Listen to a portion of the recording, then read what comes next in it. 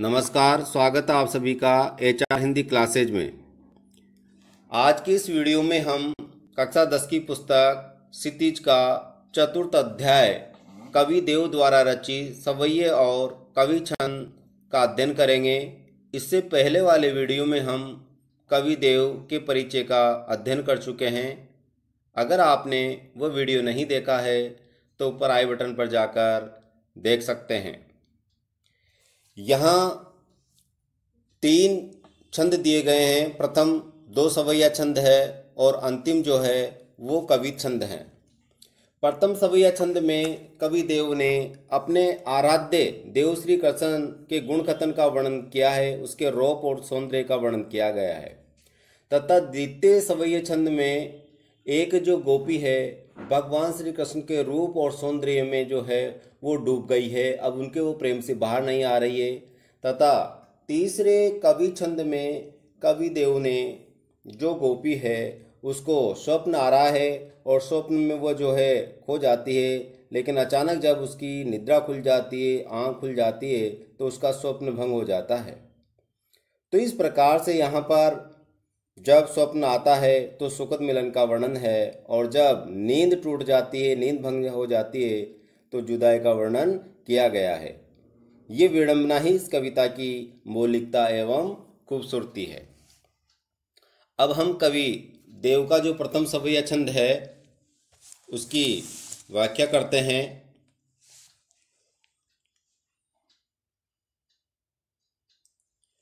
पायनी नुपुरु मंजू बजे, कटी किंकनी में धुन की मधुराई।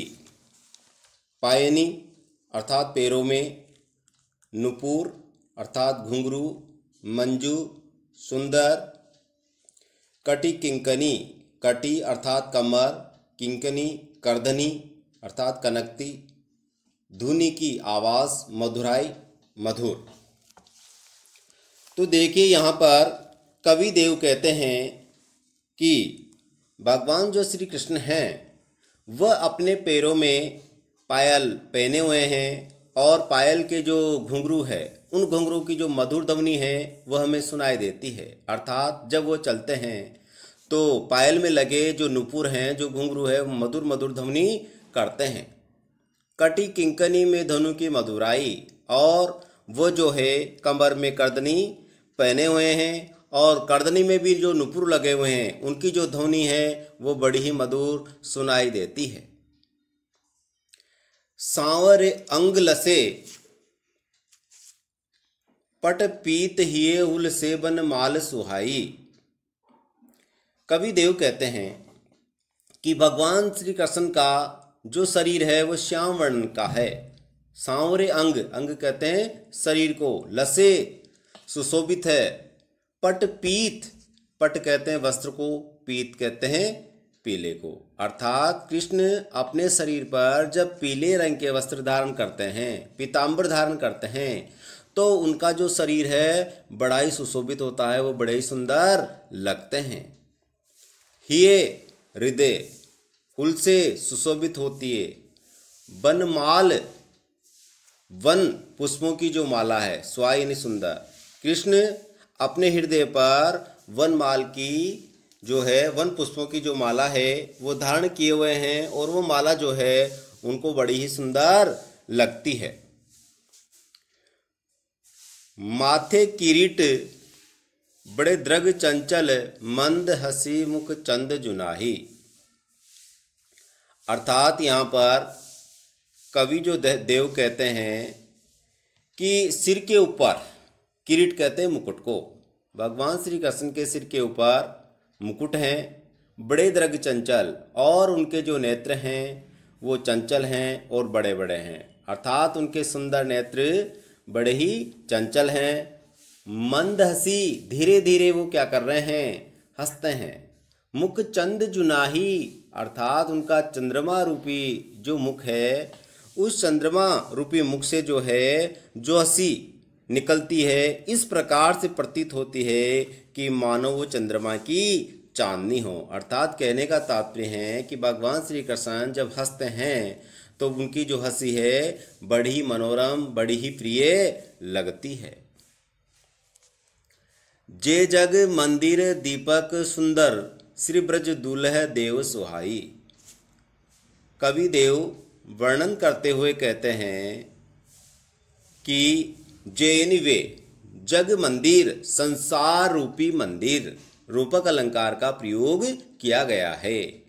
दीपक सुंदर अर्थात भगवान श्री कृष्ण जो है इस संसार रूपी मंदिर के दीपक हैं, जो बड़े ही सुंदर हैं। श्री ब्रज दूल्ह देव सहाई। कवि देव वर्णन करते हुए कहते हैं कि कृष्ण इस प्रकार से लग रहे हैं जिस प्रकार से मानो कोई ब्रज का दूल्हा हो। अर्थात श्री कृष्ण जब इस प्रकार के वस्त्र धारण कर लेते हैं तो वह ऐसे प्रतीत होते हैं कि मानो ब्रज में उनसे सुंदर कोई भी नहीं है, वह ब्रज के दूल्हे के रूप में हैं। देव सहाई। और देव कवि वर्णन करते हुए कहते हैं कि ऐसे भगवान श्री कृष्ण जो हैं वो सभी पर कृपा करते हैं, सभी की सहायता करते हैं। इस सवैया छंद में जो है ब्रज भाषा का मधुर प्रयोग किया गया है। और भगवान श्री कृष्ण जब आभूषण और वस्त्र आभूषण धारण कर लेते हैं तो कवि ने उनको दूल्हे के रूप में सुशोभित होना बताया है। यहाँ पर हम देखते हैं कि प्रथम पंक्ति में कटि किंकनी, पट पीत, हे उलसे आदि में जो है वर्णों की आवर्ती होने के कारण अनुप्रास अलंकार का प्रयोग किया गया है। और अंतिम जो पंक्ति है जय जग मंदिर दीपक सुंदर, इसमें जो है रूपक अलंकार का प्रयोग हुआ है। अब हम कवि देव के द्वारा जो रचित है वह दूसरा जो सवैया छंद है उसकी व्याख्या का अध्ययन करते हैं।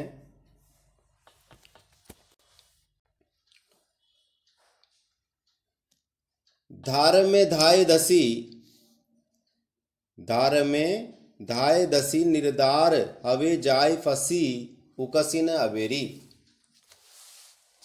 यहाँ पर कवि जो है एक गोपी जो भगवान श्री कृष्ण के रूप और सौंदर्य में उसके प्रेम में डूबी हुई है, तो वह जो गोपी है अपनी सखी से किस प्रकार बात करती है उसी का वर्णन कवि देव ने इस सवैया छंद में किया है कि धार में धाय दसी निर्दार हवे जाय फसी उकसिन अबेरी। धार कहते हैं धारा को, धाय कहते हैं दौड़कर, दसी अर्थात प्रवेश, निर्दार हवे अर्थात अब कोई भी आधार नहीं है, जाए यानी जाकर, फंसी यानी फंस गई है, उकसी यानी नहीं उकलती है, अबरी यानी दोबारा। अर्थात यहाँ पर कवि देव वर्णन करते हुए कहते हैं कि कोई जो गोपी या यूं कहें कि जो नायिका है वो भगवान श्री कृष्ण के प्रेम में इस प्रकार से प्रवेश कर गई है कि अब वह चाहकर भी उस प्रेम रूपी धारा से जो है वो बाहर नहीं आ सकती है। अर्थात कहने का तात्पर्य है कि बिना सोचे समझे ही वह जो गोपी या नायिका है वह भगवान श्री कृष्ण के प्रेम रूपी रसधारा में शीघ्रता से जाकर के प्रवेश हो गई है और प्रिय कृष्ण के प्रेम की प्रवाह में, प्रेम की धारा में वो बहने लग गई है और इस प्रकार जाकर उस प्रेम रूपी धारा में फंस गई कि अब भगवान श्री कृष्ण की प्रेम रूपी धारा से वो कोशिश भी कर रही है, लेकिन कोशिश करने पर भी पुनः वह बाहर नहीं निकल पा रही है। अर्थात उसको निकालें तब भी वो नहीं निकल पा रही है। री अंगराय गिरी गही फेरी फिरियो घिरी नहीं घेरी। यानी यहाँ पर कवि उस गोपी का वर्णन करते हुए कहते हैं जो भगवान श्री कृष्ण की प्रेम रूपी धारा में फंस गई है।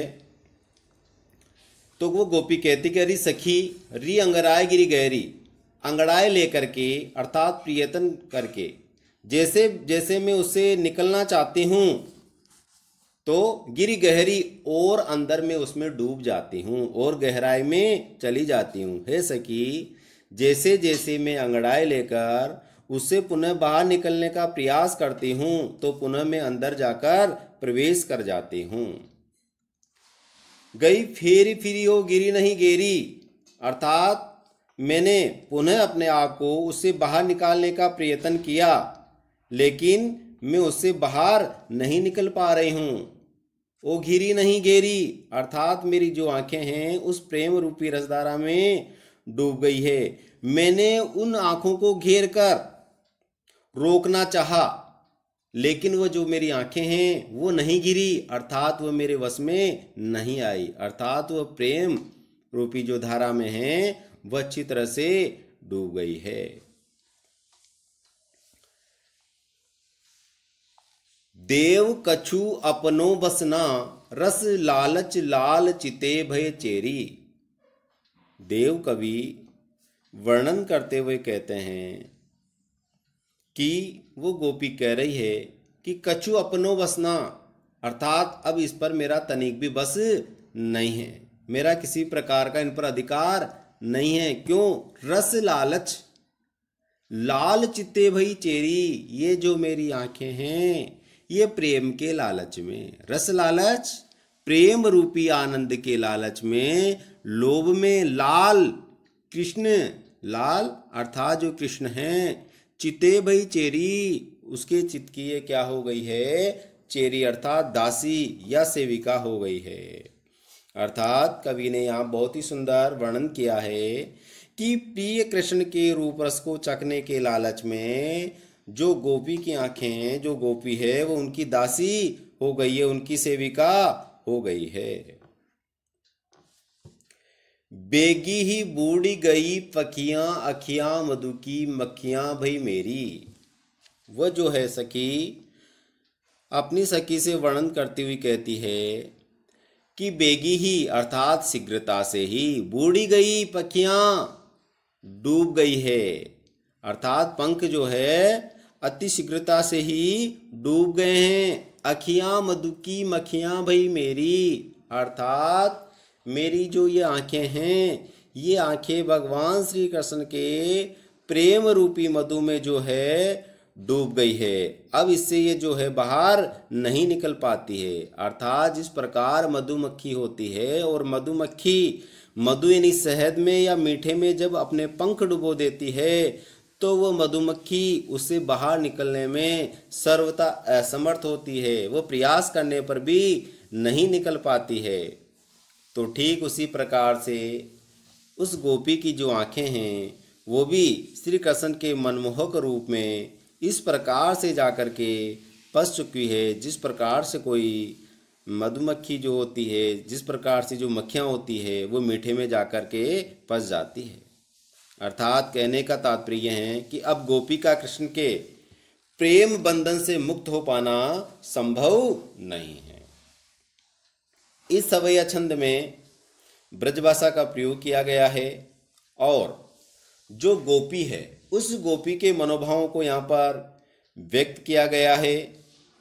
हम देखते हैं कि इसमें धार में धाय दसी, तो जो ध वर्ण की आवर्ती है, ध वर्ण की आवर्ती होने के कारण अनुप्रास अलंकार का प्रयोग किया गया है। उसी प्रकार हम आगे देख सकते हैं कि अंगराय गिरी गहरी, फेरी फिरी उरो गिरी नहीं, इन सब में जो है अनुप्रास अलंकार का बहुत ही सुंदर प्रयोग हुआ है। और यहाँ पर जो है संयोग श्रृंगार रस का अनूठा वर्णन कवि देव ने किया है। अब जो नेक्स्ट है वो कवित छंद है। इससे पहले हमने दो जो हैं सवैया छंद पढ़ा था, अब जो है कवि छंद का हम अध्ययन करते हैं। और कवि छंद में जो है 16 और 15 वर्णों पर यति होती है, यानी पहली पंक्ति में 16 वर्ण और द्वितीय जो पंक्ति होती है उसमें 15 वर्ण होते हैं। ये वर्णिक छंद है। तो इसका देखिए किस प्रकार से हम वाचन करते हैं। जहरी जहरी जी निबूंदनी परति मानो गहरी गहरी घटा घेरी है गगन में, आनी कहो श्याम मोसु चल झूली भेको आज फुली न समानी भई ऐसी हो मगन में, चाहते उठोई उड़ गई सीनी गोड़ी नींद सोई गए भाग मेरी जागी वा जगन में, आँख खोल देखी तो न घन है न घन श्याम, वेई छाई बूंदी मेरी आंसू है द्रगन में, वेई छाई बूंदी मेरी आंसू है द्रगन में। तो यहाँ पर जो है कवि देव ने इस कवित छंद के माध्यम से जो गोपी है उस गोपी को स्वप्न में कृष्ण जो हैं वो दर्शन देते हैं। स्वप्न में जो है कृष्ण आते हैं और कृष्ण आकर उसको झूला झूलने के लिए कहते हैं, लेकिन अचानक जो है उसका स्वप्न भंग हो जाता है। उसी का मधुर वर्णन किया है कि जहरी जहरी झीनी बूंदनी परती मानो। जहरी जेनी झकोरों के साथ, हवा के झोंके के साथ झीनी बूंद है। झीनी यानी धीमी धीमी बारीक बारीक जो बूंदें हैं पानी की वो गिर रही है। परती मानो, परती यानी पड़ती, मानो यानी मानो। अब यहाँ पर मानो शब्द आया है तो मानो यानी उत्प्रेक्षा अलंकार, यानी यहाँ पर संभावना व्यक्त की गई है, कल्पना व्यक्त की गई है। तो जहाँ पर संभावना व्यक्त की जाती है तो वहाँ पर उत्प्रेक्षा अलंकार होता है। इससे पहले वाले हम देख सकते हैं कि जहरी जहरी दो शब्द आया है और दोनों का जो अर्थ है एक समान है, इसलिए यहाँ पर पुनरुक्ति प्रकाश अलंकार का प्रयोग हुआ है। और अगर पूरा हम देखें जहरी जहरी झीनी यानी झ झ वर्ण 3 बार आया है, इस कारण यहाँ पर अनुप्रास अलंकार है। अनुप्रास का विस्तृत अध्ययन अलंकार के अलग से जो है हमने वीडियो बनाया है, उसमें आप देख सकते हैं। तो देखिए किस प्रकार से एक जो गोपी है अपनी जो अंतरंग सहेली होती है, अंतरंग सहेली से तात्पर्य है कि जिस सहेली से अपने मन की बात कही जा सकती है, जिसको अपनी संपूर्ण बात बता सकते हैं, उसको हम कहते हैं अंतरंग सहेली अर्थात घनिष्ठ सहेली।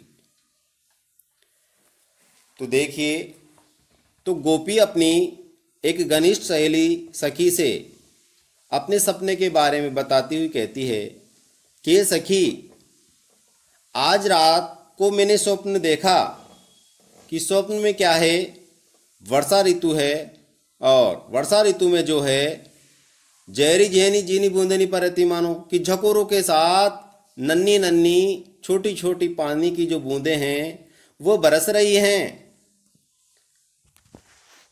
गहरी गहरी घटा घेरी है गगन में, और गहरी गहरी यानी घनी घनी जो है आकाश में जो घटाएं हैं वो उमड़ घुमड़ करके छा रही है। हे सखी, आज मुझे स्वप्न आया और स्वप्न में मैंने देखा कि वर्षा ऋतु है और वर्षा ऋतु में झकोरों के साथ नन्ही नन्ही पानी की जो बूंदें हैं वो बरस रही है, तथा गगन यानी आकाश में जो है वो घटाएं उमड़ और घुमड़ करके छा रही है। ऐसे जो सुंदर दृश्य था उसी में आनी कयो श्याम मोसू चले झूले बेको आजू, अर्थात श्याम स्वप्न आकर मुझे कहते हैं, मोसू यानी मेरे से कहते हैं, चलो झूले बेको आजू, चलो आज हम जो है झूला झूलने के लिए चलते हैं। मौसम बड़ा रम्य है, बड़ा मनोरम है, चलो आज हम जो है बगीचे में झूला झूलने के लिए चलते हैं। इस प्रकार श्याम ने आकर मुझसे कहा। फूली ना समानी भई ऐसी हो मगन में, कृष्ण की ऐसी बात सुनकर मैं जो है फूली न समाई, अर्थात मैं बहुत ज़्यादा आनंदित हो गई, भाव विभोर हो गई और मेरे मन में जो है खुशी की कोई सीमा नहीं रही। इस प्रकार सारी बात जो है वो अपनी अंतरंग सहेली से कहती है। चाहत उठोई उड़ गई सी निगोड़ी नींद, और इतने में क्या हुआ कि मैं उठ कर के कृष्ण के साथ जाने को तत्पर होने लगी, जाने ही वाली थी कि अचानक जो है उड़ गई सी निगोड़ी नींद, जो नींद मुझे आ रही थी अर्थात वो नींद उड़ गई, अर्थात मेरी जो आंखें हैं वो खुल गई, अर्थात जो नींद है वो भंग हो गई। सोई गए भाग मेरी जागीवा जगन में, अर्थात वो गोपी अपनी अंतरंग सहेली से कहती है कि बहुत दिनों के बाद मेरे भाग जगे थे, लेकिन इस निगूढ़ी नींद के खुलने के कारण मेरे जागे हुए जो भाग हैं वो पुनः क्या हो गए हैं, सो गए हैं। अर्थात ये मेरा दुर्भाग्य है कि काफ़ी दिनों के बाद तो श्याम स्वप्न में आए थे और स्वप्न में आकर मैंने ऐसा महसूस किया है कि आज जो मेरा है वो भाग्य खुल गया है, लेकिन पुनः क्या हो गया है, भाग्य सो गया है। सो ही गए यानी सो गया है। भाग मेरा भाग्य जागीवा जगन में, अर्थात जागृत अवस्था होने पर। आंख खोली देखी तो न घन है न घनश्याम। अर्थात वो गोपी अपने अंतरंग सहेली से कहती है कि जब मैंने आंख खोलकर देखा तो न कोई घन है न घनश्याम, न तो बादल हैं आकाश में और न ही घनश्याम, अर्थात नहीं वहां पर कृष्ण है। ये तो केवल स्वप्न चल रहा था। अर्थात जब मेरी आंख खोली तो आंख खोलने पर मैंने देखा तो न तो कोई वर्षा ऋतु है, न कोई पानी की बूंदें गिर रही है, और न ही बादल हो रहे हैं, और न ही वहां पर जो है कृष्ण हैं। वेई चाई बूंदे मेरी आंसू है द्रगन में। तो इस प्रकार वह कहती है कि जिस प्रकार सपने में जो पानी की बूंदें झर रही थी, अब मेरे नेत्रों से आंसू बनकर झर रही है। अर्थात अब मेरे आंखों से क्या कर रही है, पानी की जो बूंदें हैं वो गिर रही है, जिस प्रकार से पानी की जो वर्षा ऋतु में गिरती है। अर्थात वह कहती है कि मैं अपने दुर्भाग्य पर जो है आंसू बहा रही हूँ। इस प्रकार एक जो गोपी है अपनी अंतरंग सहेली से ये सारी बात जो स्वप्न में होती है वो उसको बता देती है। इस प्रस्तुत कविता छंद में जो है सरल ब्रजभाषा का प्रयोग किया गया है, और हम देखते हैं कि जहरी जहरी झीनी में जो है अनुप्रास है, और केवल जहरी जहरी में जो है वो पुनरुक्ति प्रकाश अलंकार का प्रयोग किया गया है। आगे हम देख सकते हैं कि गहरी गहरी घटा घेरी है गगन में, तो यहाँ पर जो है अनुप्रास अलंकार है, और उड़ गई सी निगोड़ी नींद में हम देख सकते हैं कि यहाँ पर जो है मानवीकरण का अलंकार का प्रयोग किया गया है।